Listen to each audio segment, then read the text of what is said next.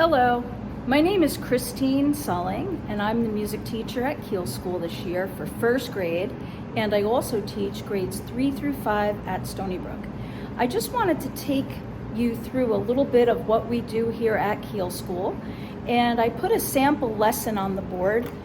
This is our second lesson that we did, and what it says is, typically when the students come, we walk in to music.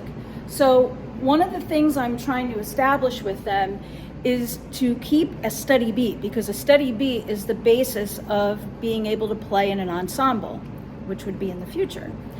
So a steady beat would look like this: pat, pat, pat, pat. And they're patting when they come to the carpet. Each student has their own spot on the carpet, and they stay in their spot to do different things. And then there's other times when maybe we'll spread out a little bit more and move around. And then the next thing we do is the hello song. Let's sing hello, hello. Let's sing hello, hello. Hello, hello, hello, hello. Let's sing hello, hello. And then we go right into an activity. So this past week we did Welcome Back to School, because it was really the first time that they really had music, because that first week was a little not regular because of the school schedule and the half days. So this is really our first lesson. So Welcome Back to School kind of looked like this, and I'm just going to place this right here. Welcome back to school, can you snap? Welcome back to school, can you clap? Can you wave hello to everyone you know? Can you snap? And can you clap? Welcome back to school, can you pat? Welcome back to school, can you stamp? Can you wave hello to everyone you know? Can you snap? And can you clap? Can you stamp? And can you pat? Welcome back to school, can you click? Welcome back to school, can you cheer? Hooray! Can you wave hello to everyone you know? Can you snap? And can you clap? Can you stamp? And can you pat? Can you click? And cheer hooray! Hooray! So that gets them moving right off the bat. And then this particular week, we don't normally do this, but I gave them their seat assignments on the carpet. So now they all have a special spot. And then we did a little game the week before that, when we had those half days. We did London Bridge is falling down. And we did a game where they go under the tunnel. And so this game here, London Bridge is bouncing down, is just a little play off of that. So they do something like this. London Bridge is bouncing down, bouncing down, bouncing down. London Bridge is bouncing down. Step in, please. We've got the arms to move, rock and roll. We've got the arms to move, rock and roll. We've got the arms to move, now rock and roll. Step out, please. And then we do it again, and then maybe the second verse we'll do, we've got the legs to jump, my baby, rock and roll. Something like that. So we're moving to the music, moving to the beat, and then we go in one thing to another. So the first time they came, we talked about the instruments, and we talked about how to take care of them. So if we take a walk over here, we're going to see our one-piece instruments, and we have all kinds of really neat things in here. So tambourine, this is a fun one, it's the Caterpillar, drums and all kinds of stuff. So they learned how to play all these different instruments the correct way. And the first week, they were only able to play one instrument. But this week, we played a game called Play and Pass. So everybody sat on the carpet, and when I said the word pass, as they're playing to the beat, I say the word pass, they would pass to the left of them, to the next person. All right? So I would be playing some kind of music, for them to keep a steady beat to. So I did something like this.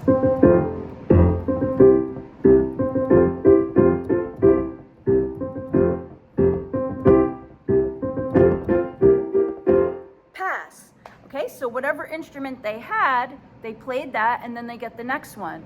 And it just keeps them very, very interested because they get to play all the instruments. So they were very excited about that. Okay, so let's take a look at this lesson, and we're going to go down to here. We played a steady beat game called BB Bumblebee, and for that I have, okay, pardon my hands in the video because I don't have a videographer, but I'm going to come put it down over here, and we have our bee puppet. So again, this is a steady beat game, okay, and I tell them somebody has the honey and BB wants it back. So everybody stands in the circle and we pat the beat. Bee, bee, bumblebee, stung a bear upon his knee, stung a pig upon his snout. I declare that you are out. O-U-T, out. So as I point to the students on the beat, if they get pointed to on the O, U, T, they sit down, and then that leaves the rest of the students. But even when they're sitting, they're still patting the beat. So when we get to the last student, they're all excited to find out who's the last student who has the honey. So we get to the end, and the bee comes bzzz, and says, "Can I share the honey with you?" And usually the student will say, "Of course," and then we get a high five. And so they love that game, BB Bumblebee. We have another steady beat game that we played this week called Snail Snail. And not only is Snail Snail good for steady beat, but it's also good for later on when we teach pitches like so, mi. So if you think about the scale, do, re, mi, fa, sol, la, ti, do. So is a note that we learn first, and then me, and I'm doing the hand signals, and that helps them figure out the difference between the higher pitches and the lower pitches. So Snail's a fun game. I tell them to stand, and usually I say bum bum. They stand up and they follow me. Snail, snail, snail, snail, go around and round and round. Snail, snail, snail, snail, go around and round and round. And they know the rules ahead of time, like they can't fall down, they can't run, they have to sing with me. And then eventually we get faster and faster. Snail, snail, snail, snail, go around and round and round. Snail, snail, snail, snail, go around and freeze. And then we go back to our spots after the game is over. And usually the first time around, I just teach the game. But then as we get more into it in the coming weeks, I might show them, like for example, if I was teaching pitch, I would show them that this note is higher than that note, okay? And at first, I don't start with the notes, I'll start with symbols first. So I don't have an example of that right now, but it will be forthcoming. Okay, so let's go down here. And then I usually like to end with a story. We have a 40-minute period. So all of that stuff that came before usually takes up a good chunk. And then we have this week's story. I figure we're back to school, the wheels on the bus. So I have a bunch of books that are musical. So back in the old days, before computers, I used to just sit and read the books to them or sing the books to them. So, for example, this one is The Cat Goes Fiddle-I-Fee. I had a cat, and the cat pleased me, fed my cat under yonder tree. The cat goes fiddle-I-fee. So what I've done is I've taken the story of the week, whatever it's going to be, and I put it up on the smart board. Now I don't know if I can show you, let's see. Okay, so right here this week we did Wheels on the Bus.